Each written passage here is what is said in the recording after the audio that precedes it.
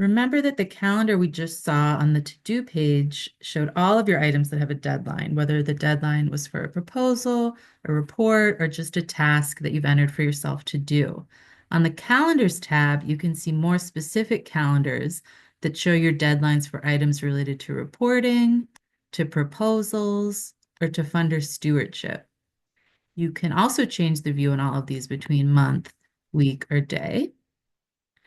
So remember how we could categorize new tasks as related to specific proposals or reports? If you include a due date on those tasks, they will appear on the proposals or the reports calendars, as well as the deadlines for proposals or reports.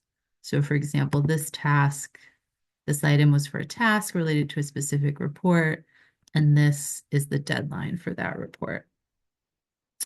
Now, underneath each one of these calendars, we can also see a quarterly snapshot of all of the items that appear on that calendar for the next 12 months.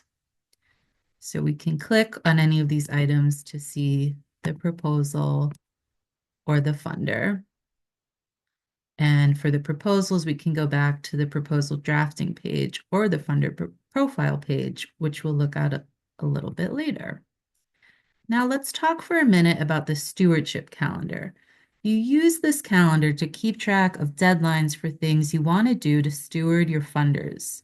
So that can be anything from hosting events for funders or fundraising prospects, or sending mailings or emails to funders or prospects, or having one-on-one meetings.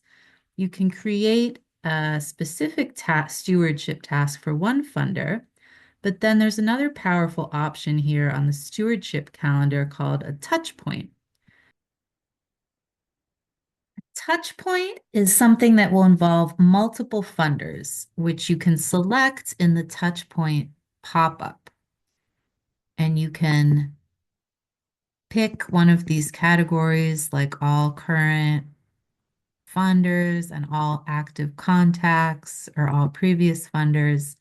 And then you can select the exact list of funders that you want to include in the touch point. After you create the touch point, a different task will be created for each funder on the list.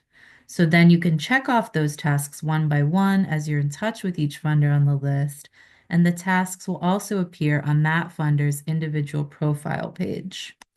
Note that if you create a touch point that doesn't have an associated deadline, it will not appear on the calendar, the stewardship calendar, but all of the related tasks for that, for each funder for that touch point will still appear in your to-do list and on each of those funders' profile pages. You can learn more about how to use the stewardship calendar in the video that's specifically about funder prospecting and stewardship. But for now, let's move on to the next step in our tour and look at the List and Reports tab.